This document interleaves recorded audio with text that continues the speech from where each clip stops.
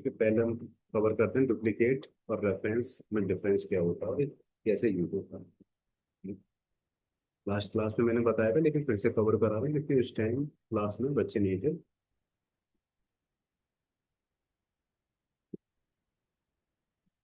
इसमें कुछ already files है तो मैं कुछ फाइल डिलीट कर देता हूँ।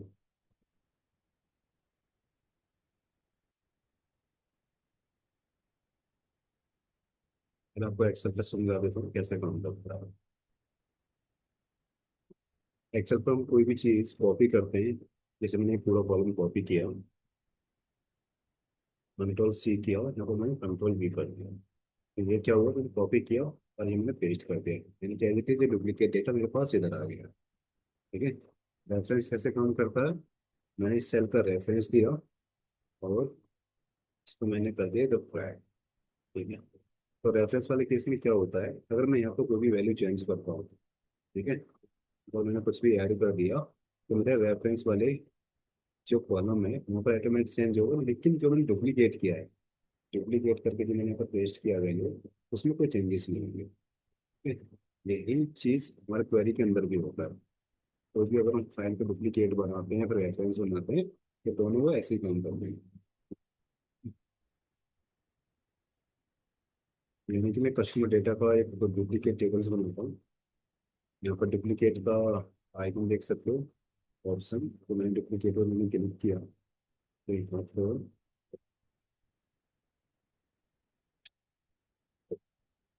एक डुप्लीकेट टेबल बनाया। तो इसमें एक चीज़ आप नोटिस करना, जो भी मेरे यहाँ पर स्टेप इंप्लीमेंट है, जो भी मैंने यहाँ पर क्वेरी में ट्रांसफॉर्मेशन किया है, तो वो मेरे यहाँ पर स्टेप सारे इंप्लीमेंट है। आप यहाँ भी देख सकते हो, जो मैंने स्टेप यहाँ पर अप्लाई किए हुए हैं वही सारे स्टेप एज इट इज मेरे यहाँ भी आ गए। पर मैं अब रेफरेंस वाला पार्ट पिक करता हूँ। इसी टेबल को मैंने रेफरेंस पिक किया।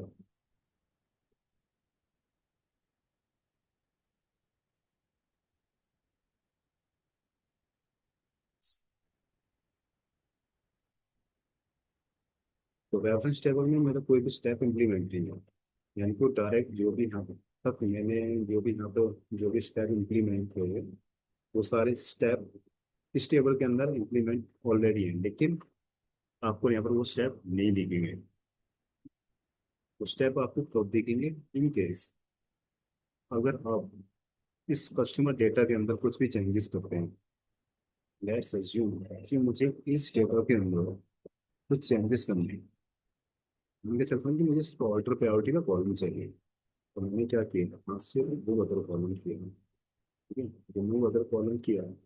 जैसे मैंने ये कॉलम यहाँ पर स्टेप इंप्लीमेंट किया तो मेरे रेफरेंस टेबल के अंदर भी वो स्टेप इंप्लीमेंट हो जाएगा, लेकिन यहाँ पर वो स्टेप दिखेगा नहीं।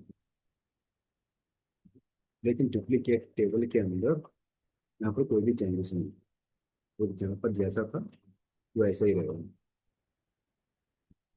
यहाँ पर मैं गया फिर से, ये स्टेप मैंने हटाया और आप यहाँ पर भी देखोगे वो सारे स्टेप जहाँ पर मेरा डेटा एज इट इज जहाँ पर ये दिख रहा था वही डेटा मेरा ये दिख रहा है।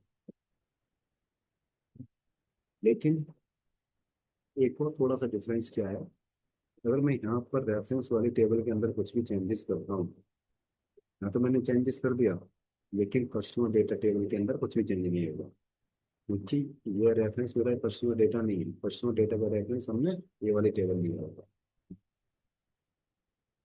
अब चेंजेस करके देखते हैं जैसे,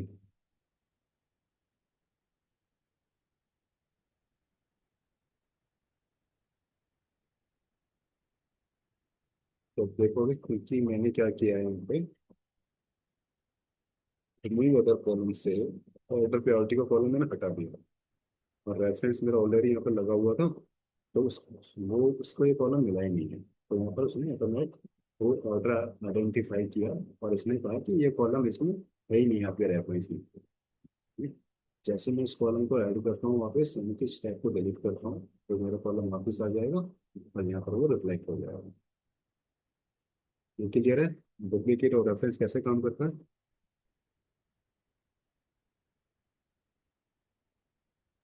हाँ सर। हम्म, इसके बाद क्या होगा, मर्ज और अपेंड।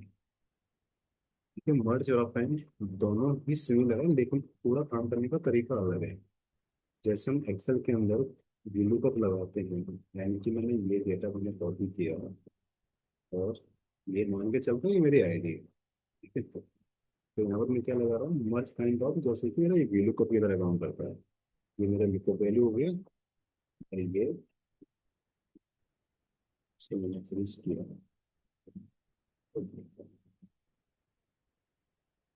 तो उसने क्या किया, आईडी के बेस पर इसने मुझे वो वैल्यू जो मुझे चाहिए थी इस डेटा के अंदर से, इसने वो डेटा मुझे पिक करके दे दिया है। तो मर्ज क्या करता है, VLOOKUP तरह काम करता है, और अपेंड क्या करता है, काइंड ऑफ HLOOKUP की तरह काम करता है। जैसे कि मेरा डेटा ये है, ये मैंने डेटा कॉपी किया और इधर मैंने पेस्ट कर दिया, तो अपेंड इस वाले पार्ट को कवर करेगा HLOOKUP की तरह। तो यही पार्ट हम क्वेरी के अंदर सीखते हैं कैसे ये यूज करना है।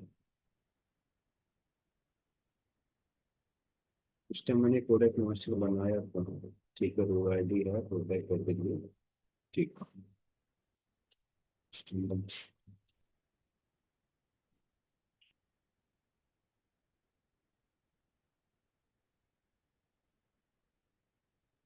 पर्सनल डेटा में आप चेक करोगे तो इसमें क्या है, प्रोडक्ट की कोई डिटेल नहीं है मेरे पास इसमें ना।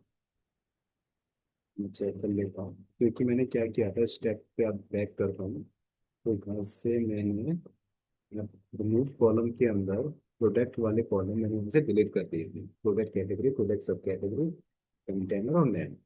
ये मैंने इसलिए डिलीट किया क्योंकि मुझे यहाँ पर मर्ज लगाना है प्रोडक्ट मास्टर से, जो भी मेरे प्रोडक्ट की कैटेगरी वगैरह है वो मुझे यहाँ पर पिक करनी है। तो मैं क्या करता हूँ, रो आईडी के बेस पर मैं प्रोडक्ट की सारी डिटेल पिक करने वाला हूँ। तो क्योंकि रो आईडी मेरी यहाँ भी कॉमन है और रो आईडी मेरी इधर भी कॉमन है, लेकिन तुम्हारे केस में होता है कि प्रोडक्ट कोड, जो हमारा डेटा होता है उसमें प्रोडक्ट कोड के बेस पर हम प्रोडक्ट की सारी डिटेल पिक करते हैं, लेकिन यहाँ पर क्या है कि यहाँ पर रो आईडी है मेरे पास, प्रोडक्ट कोड की कोई डिटेल नहीं है मेरे पास, तो इसी के बेस पर हम प्रोडक्ट की डिटेल पिक करेंगे।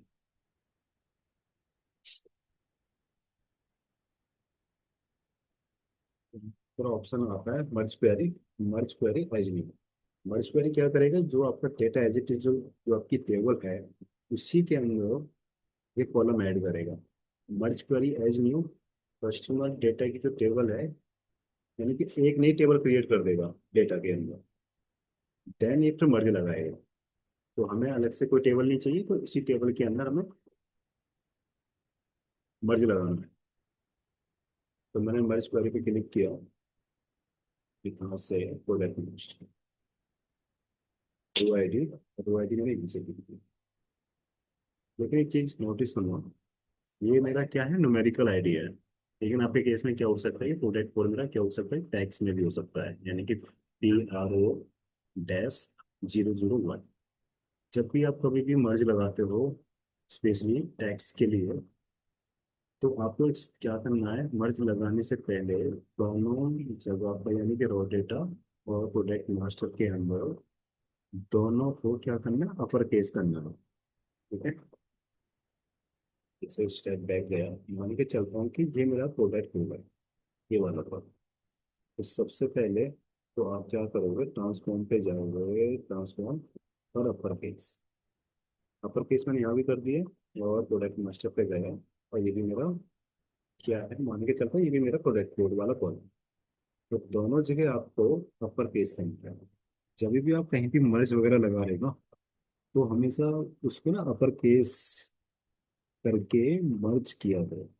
वो इसलिए कह रहा हूँ आपसे क्योंकि हमारे रॉ डेटा में कई बार क्या होता है कि मैनुअल इंटरवेंशन होती है हमारे डेटा के अंदर। तो क्या होता है कि हम प्रोडक्ट कोड कभी स्मॉल में भी डाल देते हैं, कभी हमारा कोई टेक्स्ट छोटा होता है, कोई बड़ा होता है। तो उसको फिक्स करने के लिए तो आप ट्रांसफॉर्म वाले ऑप्शन पे हमेशा उसको अपर केस करके देन आप मर्ज लगाओगे, ठीक है। लेकिन मेरे केस में क्या, डेटा के अकॉर्डिंग यहाँ पर मेरा सारा डेटा क्या है, न्यूमेरिकल है, ये वाला कॉलम। इसके बेस में मुझे कुछ करना नहीं है, क्योंकि ये नंबर है, नंबर को हम अपर केस नहीं कर सकते, तो यहाँ पर इसी को जरूरत नहीं है।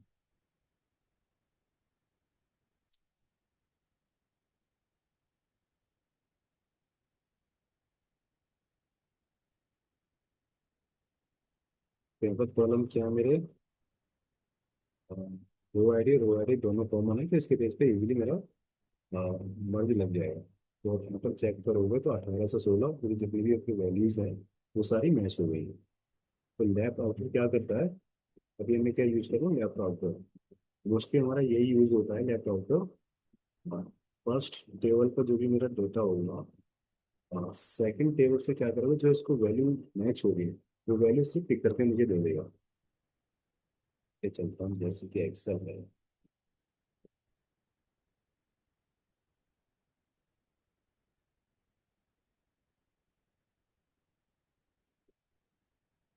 ये लैप आउटर का मतलब समझ, मैंने यहाँ पर वैल्यू तक लगाया है।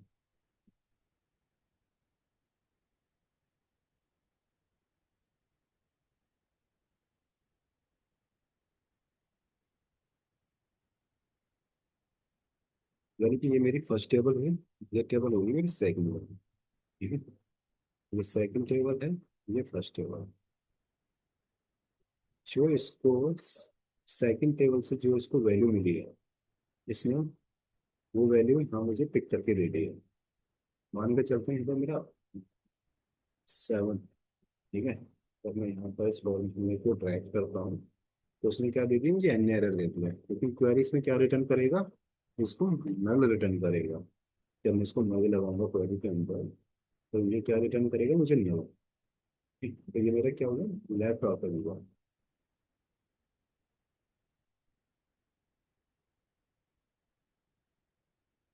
ऐसे ही राइट आउटर है, ये इसका अपोजिट है, यानी कि अब ये सेकंड टेबल से, अब क्या था, ये फर्स्ट टेबल से पिक करेगा। अब क्या करेगा, ये राइट आउट है सेकंड कॉलम से, यानी सेकंड जो टेबल है उससे पिक करेगा, बाकी कोई रिटर्न नहीं करेगा। यानी कि जितनी मेरी वैल्यूज हैं सिर्फ उन्हीं को मैच करके देगा। जैसे आपका ऐसा अपोजिट था, अब इस केस में अब इसके लिए ये फर्स्ट टेबल होगी और इसके लिए सेकंड टेबल होगी। पुल आउटर क्या करेगा, इनके चलता हूँ, ये मेरी टेबल है, ये फिर से टेबल हो गया, एक यहाँ पे दो टेबल है मेरी। तो टेबल गया तो रिटर्न में क्या देगा मुझे, और एच एच पी। ठीक है, यहाँ पर मेरी कुछ भी वैल्यू हो सकती है, पुल आउटर में मान के चलता हूँ।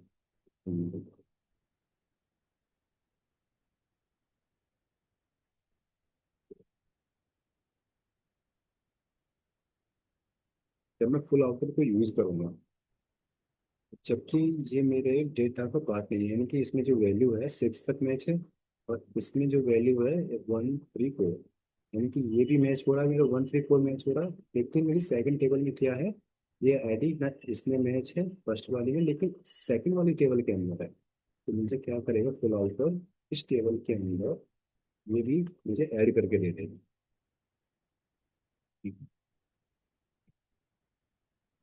इनर ओनली क्या करेगा, जैसे कि यहाँ पर क्या है, 1 3 4 है, और यहाँ पर 1 3 4, यानी कि जो मेरी यूनिक वैल्यू मैच होंगी इससे, 1 3 4, मैं ये बिल्कुल ये।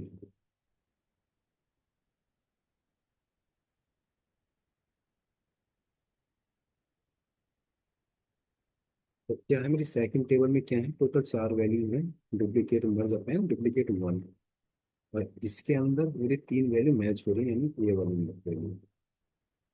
जब मैं इनर जॉइन लगाऊंगा तो ये क्या रिटर्न करेगा, सिर्फ यूनिक वैल्यू रिटर्न करेगा जो मैच होगा, बाकी का डेटा वो सारा यहाँ से हटा देगा क्वेरी के अंदर से। केवल मर्ज लगाऊंगा, यानी कि इस वाले पार्ट को डिलीट कर देगा, सिर्फ उतना रिटर्न करेगा बस इतना।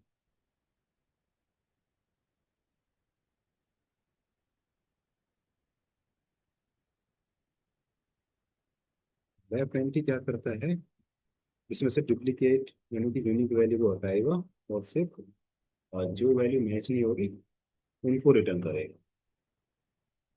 ठीक है, लेकिन मोस्टली क्या यूज होता है हमारा, left outer, sometimes full after use होता है, और इनर। लेफ्ट एंटी और राइट एंटी अभी तक मैंने यूज किया नहीं है, लेकिन आप यूज करके देख सकते हैं स्मॉल डेटा पे, जिससे आपको जल्दी चीजें ग्रैब हो जाए।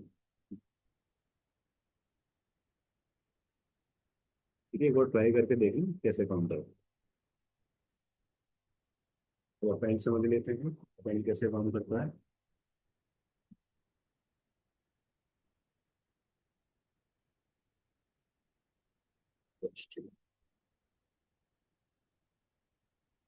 कस्टमर डेटा का मेरा ऑलरेडी डुप्लीकेट टेबल बना हुआ है, तो मैं क्या करता हूँ। हाँ, पहले मुझे ये चेक करना है इसमें कि मेरे इसके अंदर कितने टोटल नंबर्स ऑफ रिकॉर्ड्स हैं। तो मैं कैसे, वो तो मैं कैसे चेक करूँगा, ट्रांसफॉर्म पे आप जाओगे और एक ऑप्शन आता है स्टैटिस्टिक्स।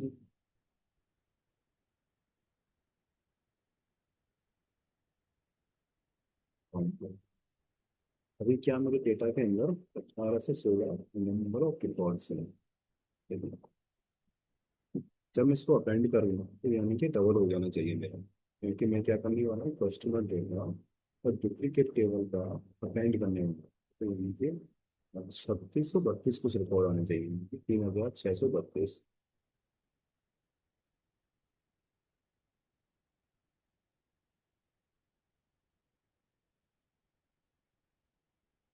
तो मैं चलता हूँ अपेंड। अब इस केस में मैं क्या करने वाला हूँ कि मैं अपेंड क्वेरी एज न्यू, मैं इसी डेटा के अंदर अपेंड तो करा सकता हूँ, लेकिन मैं इस केस में आपको एक अलग क्वेरी करके दिखाता हूँ कि ये कैसे काम करता है।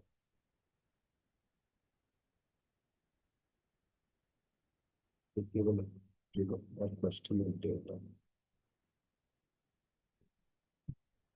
तो आप देखोगे यहाँ पे क्या है, इसने एक नई क्वेरी बना के दे दी मुझे अपेंड ओवन करके।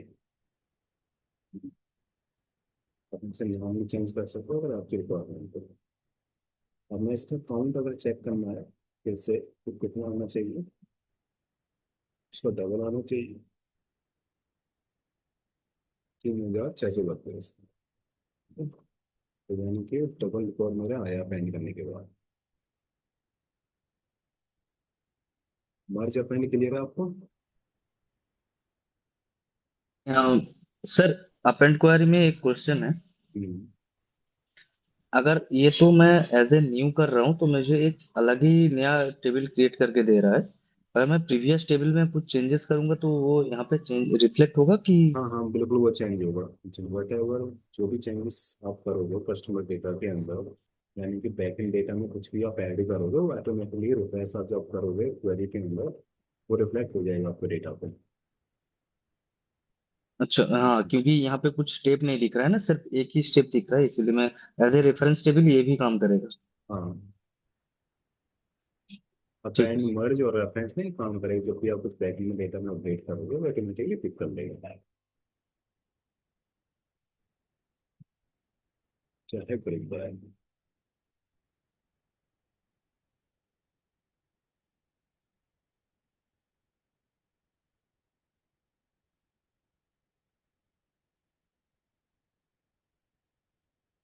ग्रुप बाय क्या काम करता है, जैसे कि हम नॉर्मली एक्सेल के अंदर प्राइवेट टेबल बनाते हैं।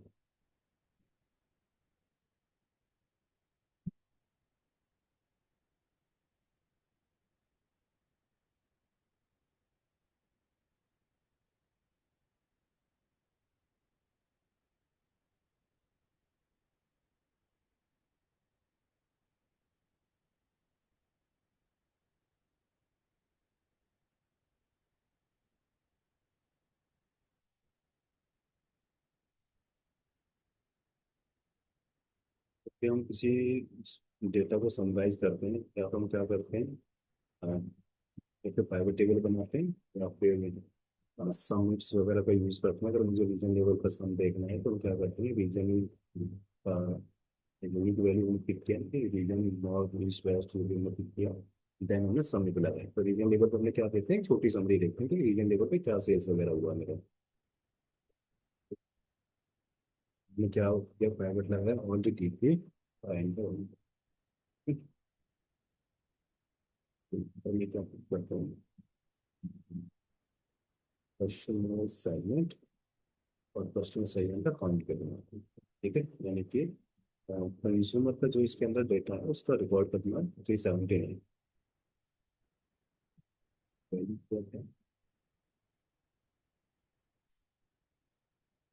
मैं उसका सेव हुआ है। तो ये वाला पार्ट पहले क्या करना है मुझे, क्वेरी के अंदर समराइज करना है, किसके थ्रू, ग्रुप बाई के थ्रू।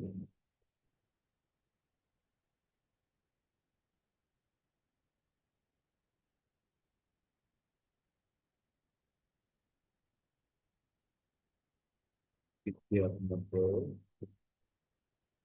Customer segment.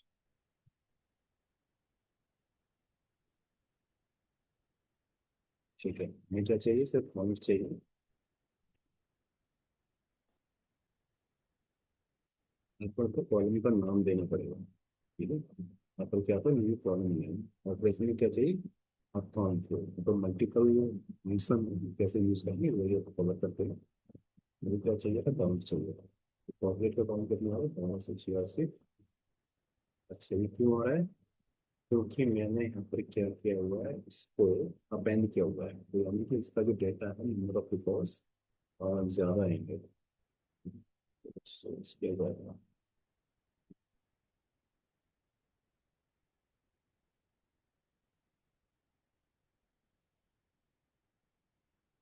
क्या करता हूँ फिलहाल के लिए, सही करें।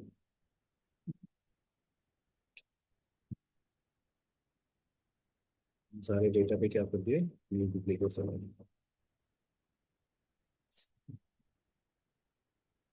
ऐसा काम नहीं करेगा क्योंकि हर वॉल्यूम में इसका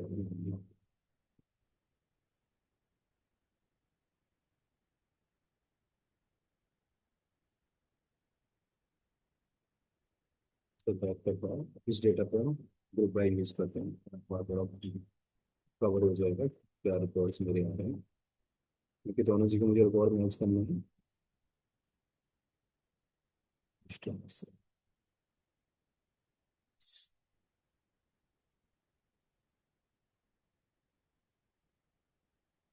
तो कितना आ रहा है, कंज्यूमर का कितना आ रहा है, 379। तो कंज्यूमर का 379 नंबर है, स्मॉल बिजनेस मतलब 59। यानी कि मेरा मैच हो रहा है। पर मुझे इसमें क्या निकालना है, वैल्यू भी निकालना है। तो फिर क्या करोगे, जैसे एडवांस का ऑप्शन को आपको क्लिक करना है। देन ऐड ग्रुपिंग, इसके बेस पे चाहिए आपको ये। ठीक है, इस वाले स्टेप को मैं डिलीट करता हूँ। तो यहाँ पर अपने एप्लीकेशन पर जाना है आपको,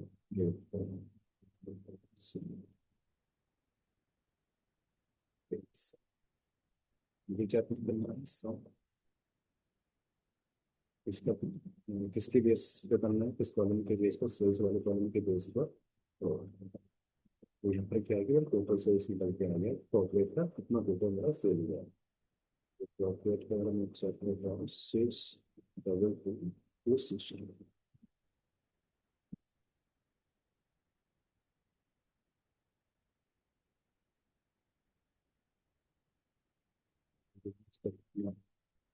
सेल्स,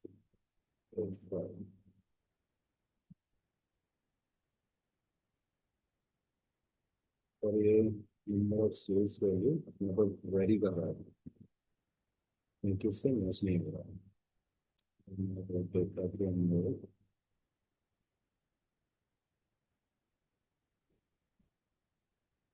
बिजनेस का तो मैच हो रहा है।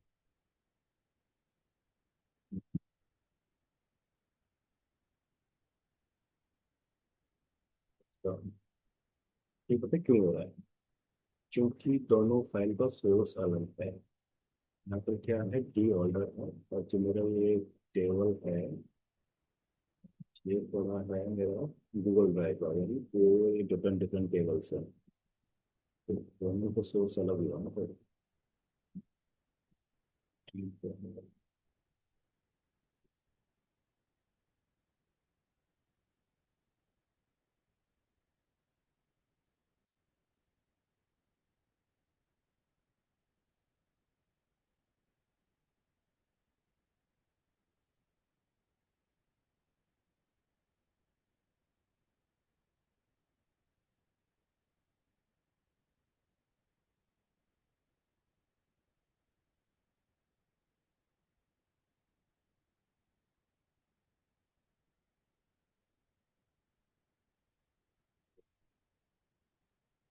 सर लास्ट दिन इसमें शायद मार्च को यार मतलब डुप्लीकेट डेटा आपने एंट्री किए थे, इसलिए ये आ रहा है। क्या हुआ तो कैपिटल प्रोग्रेस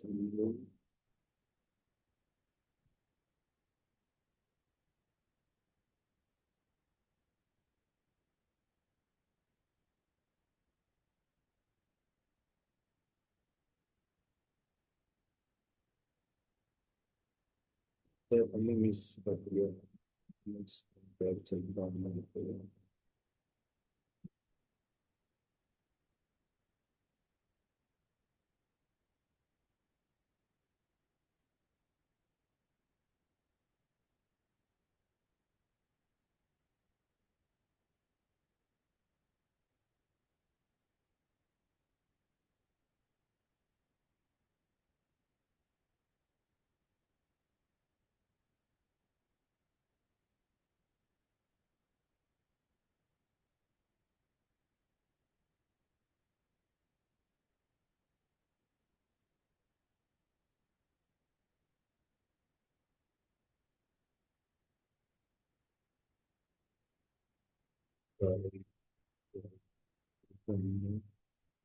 ये बॉडी में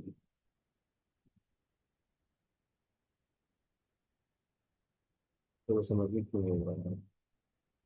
और हमने उस टैक्स वैल्यू की बात नहीं की। तो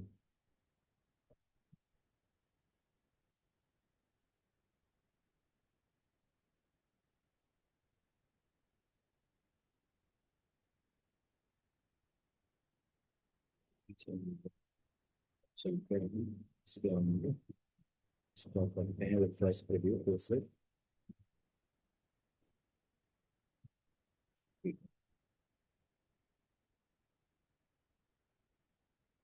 इसमें कुछ अलग कॉलम है। इस वाले कॉलम के अंदर इसको टैक्स वैल्यू बिल्कुल नहीं देंगे फिर से सर्कल देते हैं।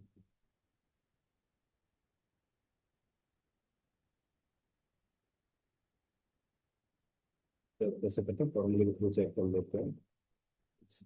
टैक्स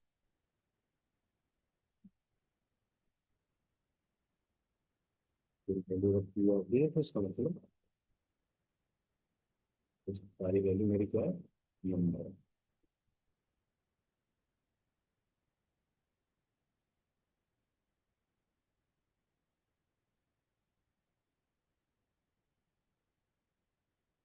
इनका वैल्यू मेरी मैच हो जाएगी आपकी वैल्यू। क्या 621,697 ये मैच हो रहा है मेरा। होम ऑफिस का कितना आ रहा है 424,300। ये मैच हो गया तो यानी कि मेरे यहाँ पर सारी वैल्यूज मैच हो रही हैं। उसमें क्या थे टैक्स वैल्यू आ रहा था उसको मैंने टेबल को रिफ्रेश भी नहीं किया अपना। और मुझे क्या है इसके अंदर थोड़ा सा इसको और एक्सपेंड करना है। अभी क्या है हम इस पर सिर्फ एक कॉलम के बेस पे देख रहे हैं। फॉर एग्जाम्पल जो है प्रोडक्ट कैटेगरी भी आएगा अपन इसमें और उसको मैंने डिक्लेयर कर दिया। तो क्या है कस्टमर सेगमेंट के साथ प्रोडक्ट कैटेगरी आ रही तो मुझे अगर उसको ऐड करना है प्राइवेट के अंदर तो मैं ऐड कर देता हूँ प्रोडक्ट कैटेगरी।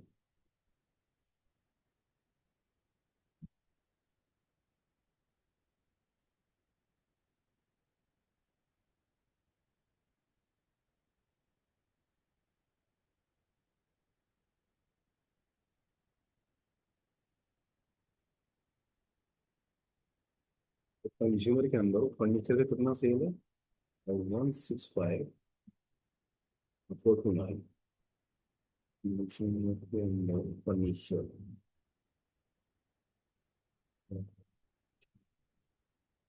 65,429।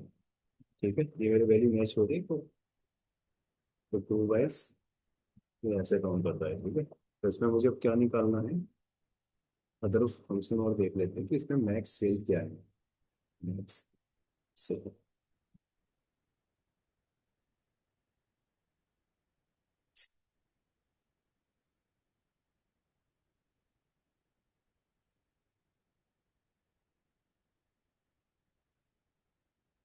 तो कॉर्पोरेट के अंदर प्रोडक्ट कैटेगरी में ऑफिस सप्लाई है उसके अंदर सबसे मैक्सिमम मेरी सेल्स क्या रही है? 10,728। तो अगर मैं यहाँ पे चेक करता हूँ तो डेटा के अंदर,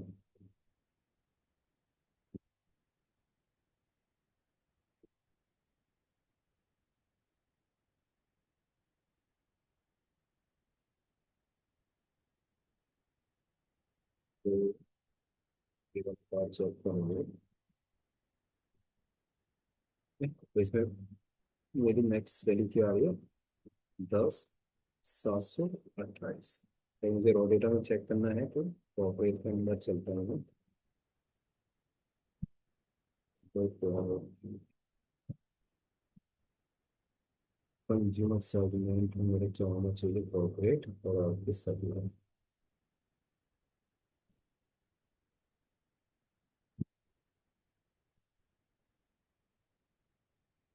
तो मुझे क्या बताना है? मैक्स से बताना है ना? तो कैसे चेक करना है मुझे? तो कोई plan नहीं है।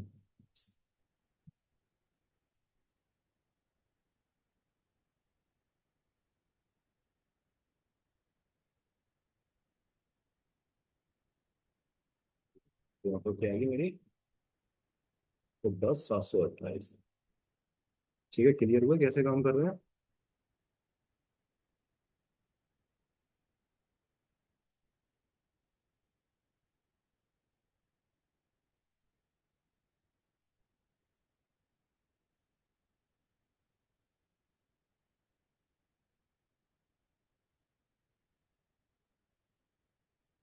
क्या पता दे रहे हैं सबसे कम सेल्स किसकी हो रही है?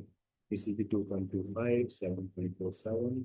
तो इस सबसे लोएस्ट से वाला पार्ट ये कवर कर रहा है।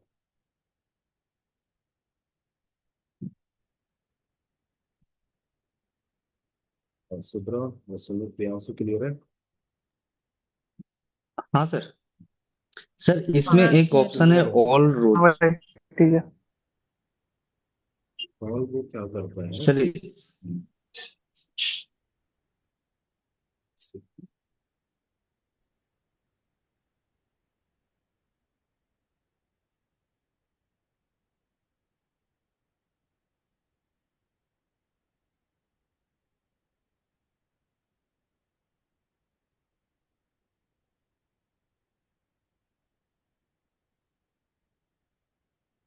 क्या है इसमें? ये जितने भी हैं ना सारे